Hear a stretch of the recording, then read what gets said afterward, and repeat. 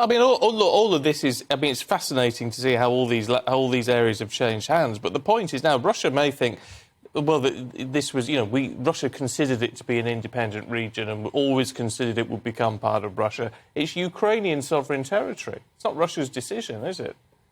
The thing is that the conflict between Russia and Ukraine has come to a certain point, especially during the war.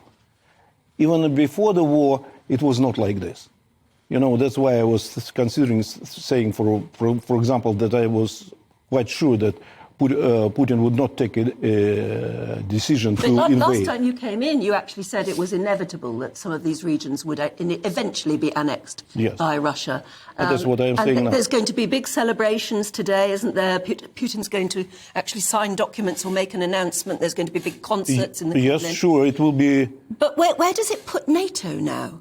Because NATO's been very careful not to actually join in the fighting in Ukraine. They've just backed the fighting. They've helped with training and they've helped with money. But if now those regions are now called Russia, then there is a war going. We can't. Our very support means that it's a sharper end for NATO, isn't it? It's much more dangerous. Yes, but the thing is that in Russia, in Moscow, and actually in Donbass also, they considered that the West and Ukraine has already come to a point, where Ukraine army is a part of NATO. It is being controlled, it's being so much supported, it may, by NATO. Supported, not controlled. The thing is that it is accepted, even though there were statements that say, for example, all the civilian information, intelligence information, control over the movement, and information about it using satellites is being given by NATO. So in Russia, it is already officially accepted that they are fighting against NATO. And Ukraine army is the part of NATO. So there is, for Russia and for Putin and for Kremlin, there is no difference. But that's only happened as a result of what Putin has done. But he's still caused it to happen, hasn't he? Now, like I say, from my point of view, it was the gravest mistake to invade. In Russian history, in Russian traditions, to be invader is very negative thing. But the problem is, and I never believed it, because I'd never believed that Putin, being from KGB, he would believe in this operation that was staged by actually Ukrainian special forces, special services, that he would believe that Russian invasion or small invasion, your entrance, will be not only accepted, but would be welcomed by regional elites, by army elites. That was information that he had received. What do you believe he is capable of next, then? Because, I mean, he's almost openly threatened that if now he's created those areas, those annexed areas, he will defend them to the death, even to the point of using nuclear weapons. Do you think he would? I don't think, frankly speaking, that it would require nuclear weapons, but what I'm quite sure, and it is, in Russia they say that openly, especially people who are close to let us put it, not only to Kremlin, but 80% of the population, they demand that,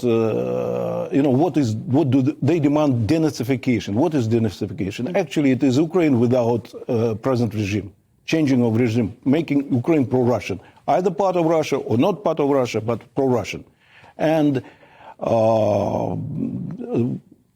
I don't know there are different variants, what can come out of this annexation, but I think that we can see, say, for example, in few days or in few weeks, because now in Russia it is considered to be a special operation, and it is limited. You can't say, for example, Russian forces can't deliver strikes at bridges, at infrastructure, electric stations, and all these things. When there will be attack on the Russian territory, and it will be considered since not tomorrow maybe, because there should be there will be a meeting. There will be meetings of Duma, Russian Parliament, and then there would be final exception. So it will be the Russian territory. That means that Ukraine and Zelensky can't afford stopping the fighting. So it will be attack on Russian territory. And then in this case, it becomes a war. And Putin is allowed, and Russia is allowed, according to Russian legislation and international, because it is a war, he is allowed, or Russia is allowed, to strike, say, for example, thermal power electric stations or bridges. But that's laughable, isn't it? If you say, well, they've now attacked Russia, therefore we can act in this more aggressive way. But no one but Russia thinks it's Russia. No, they don't think about what will be accepted by London or by Washington. That is first thing. But they should think what's going to be accepted by Ukrainians. The thing is that Ukrainians are divided in two parts. One part, which was at the last year, at the end of the last year, was the biggest part. They were pro-Russians. Zelensky was not popular. Actually, state was collapsing. That's why there was no reason of invasion. But now, because of the war, I think the majority of Ukrainians, they're anti-Russian. So, but in any case, Russia is to demolish present Ukraine. It is obvious. For most of the Russians, it is clear. The conflict is between not only two states, it is two mentalities, two civilizations. Ukraine has become different civilization. And because of this, what was going on for 30 years, it became anti-Russian civilization. So for Russians, it is a principle.